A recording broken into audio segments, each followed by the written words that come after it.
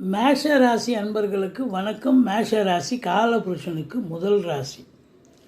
அஸ்வினி, பரணி, கார்த்திகை முதல் பாதம் உள்ளிட்ட இந்த மேஷ ராசி அன்பர்களுக்கு இந்த ஆகஸ்ட் மாத கிரகங்கள் எப்பேற்பட்ட பலனை தரப்போகிறது என்பதை பார்க்கலாம் வாங்க. முதலில் ராசிநாதனை எடுத்துக்கொண்டால் அவர் பாருங்கள் 6ஆம் இடத்தில் இருக்கார். அங்கிருந்து 8ஆம் பார்வையாக ராசியை பார்த்து கொண்டிருக்கிறார்.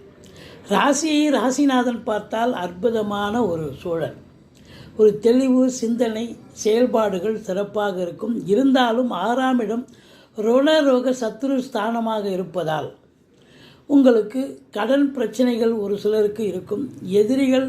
எதிரிகளால் பிரச்சனை வந்தாலும் அதில் நீங்கள் ஜெயிக்கக்கூடிய தருணம் ஏற்படும்.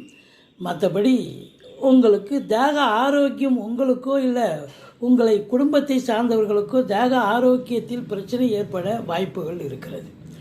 மற்றபடி மற்ற கிரகங்கள் எப்படி இருக்கின்றன அப்படின்னு பார்த்தீங்கன்னா, 2க்கும் 7க்கும் ஆதிபத்தியம் பெற்ற சுக்கிரன் அதிகபட்சமாக 3ஆம் இடத்தில் குருவோடு சேர்ந்து இருக்கிறார்.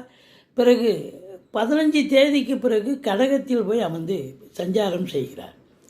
மொத்தத்தில் குரு பகவான் 3ஆம் இடத்தில் இருந்தாலும் 7ஆம் இடத்தை பார்த்து 7ஆம் இடத்து அதிபதியோடு சேர்ந்திருப்பதால் வாழ்க்கை துணை அல்லது மனைவியால் யோக பாக்கியங்கள், சந்தோஷம், குதூகலம், நண்பர்களால் ஆதாயம், கூட்டு தொழில் செய்பவர்களுக்கு கூட்டாளிகளால் நன்மைகள், சுக்கிரன் ஆதிக்கத்தில் பிறந்த அன்பர்களுக்கு ஒரு பொற்காலம், ஏதோ ஒரு தொழில் ரீதியாக நல்லது நடக்கும், ஒரு உத்தியோக ரீதியாக ஒரு மாற்றங்கள் ஏற்பட்டு மனதளவில் சந்தோஷப்படக்கூடிய ஒரு சூழல் இருக்கும்.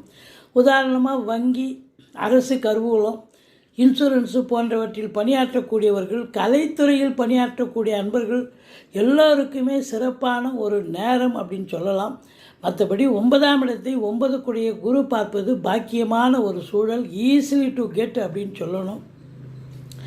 11ஆம் இடத்தை குரு பார்க்கிறார். எண்ணிய செயல் ஈடேறப் போகிறது. 11இல் ராகு பகவானே இருக்கார்.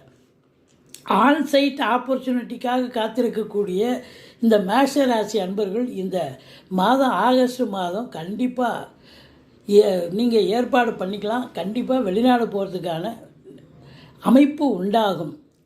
அந்நிய பொருளாதாரம் வீடு தேடி வரப்போகிறது. தொட்டதெல்லாம் தொடங்க போகிறது. லாபம் அனைத்திலும் லாபமயம்.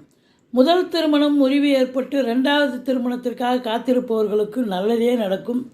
முதல் திருமணமே ஆகாதவங்களுக்கு முதல் திருமணத்துக்கான ஒரு கால கட்டங்கள் அமைந்திருக்குன்னா, ஆனால் 5 நாள் சந்திராஷ்டிரமம், 2, 3, 4, 30, 31 சந்திராஷ்டிரமம், எச்சரிக்கையாக இருந்துக்குங்க. மற்றபடி அற்புதமான மாதம்.